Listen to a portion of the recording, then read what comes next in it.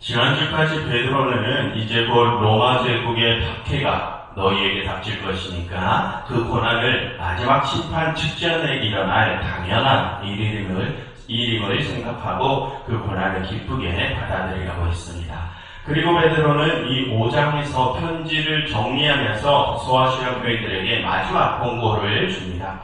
그 중에서도 오늘 베드로는 소아시아 교회들 중 장로들에 대한 권고를 줍니다.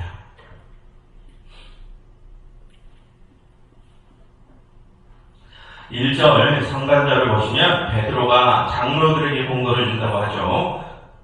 그리고 그 다음 부분에서 베드로는 자신들도 그들처럼 장로의 신분이요 그리스도의 고난의 증인이라고 합니다. 그러니 자신도 지금 고난을 너희들과 똑같이 함께 받고 있으니 함께 그 고난을 잘 이겨내보자 이러는 것입니다. 그래서 1절 마지막 부분에서 그렇게 함께 고난을 잘 이겨내서 하나님께서 주시는 영광에 참여해보자고 하는 것입니다. 그처럼 이 1절에서 베드로는 자신도 장로이면서 자신도 지금 고난을 함께 받고 있음을 밝히고 소아시아 교회의 장로들에게 그렇게 동질감에서 비롯한 위로를 주려 하는 것입니다. 그리고 2절에서 베드로는 소아시아 교회들의 장로들에게 겸손하라는 권고를 줍니다. 여러분 2절을 보시면 여기서 베드로는 너희 중에 있는 하나님의 양무리를 치라라고 하죠. 교회의 장로들, 지도자들은 하나님의 양무리를 치는 목자들이라는 것입니다. 그럼 여러분 우리가 신약 성경에서 양을 치는 목자라 하면 일반적으로 누가 떠오릅니까?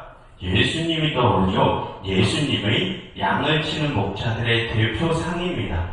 그런데 지금 베드로는 교회의 장로들도 마치 그런 예수님과 같은 양무리를 치는 목자들로 표현하죠. 무슨 뜻입니까? 교회 공동체의 지도자들은 그런 예수님과 같은 리더십을 가져야 한다는 것입니다. 그럼 여러분, 예수님과 같은 리더십이 무엇입니까? 오늘 베드로는 예수님과 같은 그 리더십이 어떤 것인지에 대해서 세 가지 조건을 말하는데요. 그 중에서 첫 번째 조건은 자원하는 봉사를 해야 한다고 합니다. 여러분 2절 중간을 보시면 억지로 하지 말고 하나님의 뜻을 따라 자원함으로 하라라고 하죠.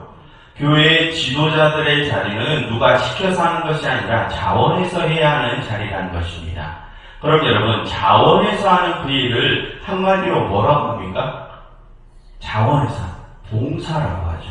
그래서 지난 4장에서 베드로가 그 봉사에 대해서 뭐라고 했는지를 한번 돌이켜보면 화면에 보시는 것처럼 선한 청지기같이 봉사하고 하나님이 공급하시는 것 같이 봉사하라라고 했습니다. 그럼 그게 무슨 뜻입니까?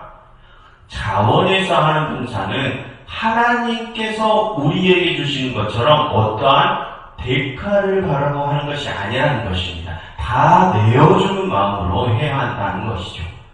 그런데 그렇게 내 것을 다 내어주는 마음으로 하는 봉사를 또 청지기처럼 해야 한다고 합니다. 그럼 여러분 청지기란 또 무엇입니까? 주인의 중요한 임무를 맡은 자죠. 그러니 그는 다른 종들보다 그 일에 더 책임감을 가지고 일을 해야 합니다. 즉 교회의 지도자들의 자리는 다른 성도들보다 훨씬 더 많은 책임감을 가지고 다른 이들에게 봉사하는 자리라는 것입니다. 다른 성도들과 똑같은 수준으로 봉사를 하는 것이 아니라는 뜻이죠. 그처럼 베드로는 교회의 지도자들은 첫째, 다른 교인들을 위하여 자신을 그렇게 희생할 수 있는 봉사정신과 책임감을 가져야 한다고 합니다. 그러한 리더십이 목자이신 예수님과 같은 리더십입니다. 그리고 다음 2절 하반절을 보시면 베드로는 교회의 지도자들은 더러운 이득을 위하여 하지 말아야 한다고 합니다. 무슨 뜻입니까? 교회의 지도자들의 자리는 자신의 탐욕을 채우는 자리가 아니라는 것입니다. 여러분 우리 주위를 보면 자신의 사업을 위해 교회에서 직분을 가지려 하는 분들이 종종 계시죠. 교회에서 집사나 장로나 권사나 그런 직분을 받고 그 직분을 이용해서 교회 정치에 뛰어들고 또 그래서 그 정치에 뛰어들어서 자신의 세상 사업을 교회로 끌고 들어오시는 분들이 종종 보입니다. 그래서 다른 성도들에게 그 직분을 이용해서 접근해가지고 자신의 사회사역을 채우는 분들이 종종 계시죠. 그리고 그런 분들뿐만이 아니라 목사님들도 그러신 분들이 계시죠. 어떤 목사님들은 방금과 같이 교회 정치를 이용해서 자신의 사업을 해나가시는 장로님들 뒤를 봐주면서 그 장로님들에게 개인적인 편의를 제공받기도 하고 또 목사님 자신께서 교회 정치에 직접 뛰어들어서 여러 가지 방법으로 자신들의 사리사역을 채우실 분들도 있습니다. 모두가 시시하지만 그러한 일들이 실제로 한국교회 내에서 일어나고 있지 않습니까? 교회가 마치 세상의 사업장과 같이 이용되고 있죠. 그런데 여러분, 교회는 그렇게 사리사역을 채우는 곳이 아닙니다. 여러분, 교회에서 그렇게 장사하지 마십시오. 자신의 탐욕을 하나님의 성전에서 채우려 하지 마십시오. 여러분, 교회는 그리고 그 교회의 지도자들은 아까 말씀드린 것처럼 하나님께서 우리에게 제공하신 것처럼 나의 것을 아낌없이 내어주는 자들이지 내가 이득을 취하는 자들이 아닙니다. 여러분, 만약 예수님께서 이렇게 사업장이 되어버린 지금의 이 한국 교회들에 찾아오신다면 예수님께서 어떻게 하시겠습니까? 상을 엎으시며 너희가 하나님의 전을 강도의 소굴로 만들어버렸다고 하지 않으시겠습니까? 여러분, 교회는 아낌없이 내어주는 곳입니다. 내 사역을 채우는 것이 아닙니다. 그래서 지금 베드로는 말하죠. 그렇게 교회에서 그리고 교회의 직분을 이용해서 자신의 사역을 채우는 행위는 더러운 이득을 취하는 행위라고 해요. 여러분, 그런 더러운 행위를 더러운 행위로 이 하나님의 성전을 더럽히지 마십시오. 그런데 여러분, 아마도 그런 행위를 하는 분들은 자신들이 하고 있는 그 일들이 그런 더러운 일인지를 모를 것입니다. 아마 그들은 본인들이 하시는 일들이 다 하나님의 영광을 위하여 하고 있다고 생각하겠죠. 그러니 하나님의 전에서 그런 일들을 서슴없이 하실 것입니다. 그런데 여러분, 그분들이 깨달아야 할 게 있습니다. 예수님께서는 그들을 강도들이라고 부르실 것이라는 것입니다. 그러니 여러분, 우리 역시 지금 내가 그렇게 이 하나님의 전을 강도의 소굴로 바꾸고 있지는 않은지 항상 내 자신을 뒤돌아보아야 할 것입니다. 그리고 그 다음으로 교회의 지도자들이 갖추어야 할 조건은 권위적인 자세를 버리는 것입니다.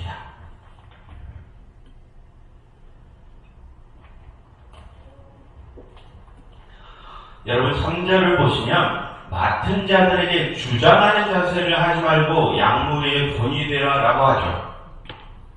여기서 주장하는 자세를 취하지 말라는 것은 권위적인 자세를 취하지 말라는 것입니다. 여러분, 방금도 지금 우리의 한국교회의 실상을 예로 들었지만 당시 초기 교회에서도 마치 세상의 권력자들 같이 이 교회에서 탐욕과 번세를 부리려는 이들이 있었습니다. 여러분, 마가복음 10장에는 예수님께 하늘보좌의 좌우편을 요구하던 제자들이 소개되어 있습니다. 그들은 야고보와 요한이었죠. 여러분, 그들은 예수님께서 십자가에 돌아가시기 전까지 예수님의 제자들이 어떤 자리에 있어야 하는지를 이해하지 못한 이들이었습니다. 그들은 예수님께서 자신의 모든 것을 다 버리시고 가장 낮은 자리에서 다른 이들을 섬기시다가 결국에 가장 천한 십자가의 자리에서 돌아가오시고 난 것을 다 목격한 후에야 자신들이 있어야 할 자리가 바로 그렇게 가장 낮고 천한 자리임을 깨달았었죠. 하지만 예수님의 사역과 십자가의 죽음의 의미를 깨닫지 못했던 그 전에 야고보와 요한은 자신들이 지금 예수님 옆에 붙어 있으니까 자신들이 하늘 보좌의 가장 높은 자리에 앉아야 한다고 생각했습니다. 그들은 권세에 대한 탐욕이 있었던 것이죠. 그런데 여러분, 예수님께서는 그렇게 권세에 대한 탐욕을 부리는 그들에게 뭐라고 하셨을까요? 화면에 보시는 것처럼 너희는 너희가 구하는 것을 알지 못하는도다 라고 말씀하십니다. 그들은 지금 자신들이 무엇을 구해야 하는지 전혀 모르는 자들이라는 것입니다. 예수님의 옆자리는 그런 권세에 오르는 자리가 아니라 낮아지는 자리라는 것을 그들은 모르는 것이죠. 그래서 예수님께서는 그 말씀 끝자락에 이 말씀을 하십니다. 화면에 보시는 것처럼 인자가 온 것은 섬김을 받으려 함이 아니라 도리어 섬기려 하고 자기 목숨을 많은 사람의 대속물로 주려 함이라 라고 하십니다.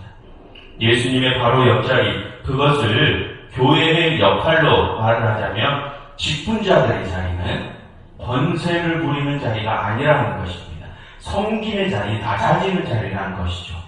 그래서 베드로도 오늘 보면 3절 마지막에서 그런 섬김과 낮아짐의 모습으로 양무리에게 본을 보이라고 하죠. 그것이 양무리를 지시는 예수님과 같은 리더십입니다. 그처럼 오늘 베드로는 아낌없이 내어주는 봉사의 정신을 갖는 것, 그리고 탐욕을 버리는 것, 권위적인 자세를 버리는 것을 교회의 지도자들이 갖추어야 할 자세라고 가르칩니다. 그런데 여러분, 사실 그 권고는 지금의 교회의 지도자들, 장로나 목사님들에게만 적용되는 내용이 아닙니다. 그게 아니라 사실 이 교회 구성원 모두에게 다 적용되는 내용입니다. 왜 그렇습니까?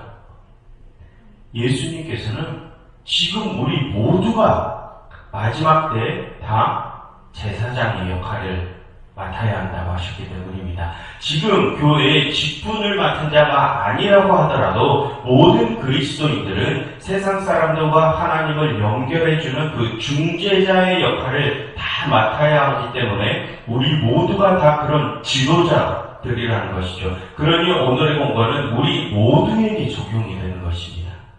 그러니 우리 모두가 오늘의 이 세 가지 태도를 반드시 갖추어야 할 것입니다. 여러분, 교회는 장사하는 것이 아닙니다. 내어주는 것입니다. 그러니 아낌없이 내어주십시오. 그리고 우리는 탐욕을 버려야 한다고 하죠. 여러분, 내가 만약 내 자신을 참 그리스도인이라고 생각을 하신다면 부자가 되려는 생각을 버리십시오. 여러분, 이 성경의 가르침을 보자면 참 그리스도인들은 부자가 될 수 없습니다. 여러분, 혹시 이 말을 오해하실까봐 말씀드립니다. 오해하지 마십시오. 이 말씀은 우리가 의사나 변호사나 그런 큰 사업가들처럼 그렇게 여유를 가진 사람이 되면 안 된다는 뜻이 아닙니다. 그것이 아니라 내가 그렇게 많은 여유가 있으면 그만큼 나의 것을 아낌없이 다른 이들에게 내어주는 자들이 되어야 한다는 것입니다. 그런데 그런 여유가 있음에도 나의 유익만을 생각하며 내 소유를 더 크게 쟁여만 놓는다면 그것이 참 그리스도인이 아니라는 것입니다. 즉, 참 그리스도인은 내가 누릴 것을 참고 다른 이들을 위해 공동의 유익을 위해 베푸는 사람이라는 것입니다. 여러분, 이 말을 또 오해하시는 분들이 계신데요. 그럼 나는 지금 여유가 없으니까 나중에 여유가 생기면 다른 사람을 도와야지. 여러분, 이렇게 생각하시는 분들도 계실 것입니다. 그런데 그것도 아닙니다. 여러분, 이 성경이 말하는 탐욕이란 다른 이의 유익, 공동의 유익을 먼저 생각하지 못하고 나의 유익을 먼저 생각하는 것을 탐욕이라고 말합니다. 나에게 지금 얼마큼의 재화가 주어졌다면 그 재화를 어떻게 공동체의 유익을 위해서 사용할 것인지를 먼저 생각하지 않고 내가 나 즐길 것 다 즐기고 나서 남으면 다른 이들을 위해 내어놓는 것을 이 성경에서는 그것도 탐욕이라고 한다는 것입니다.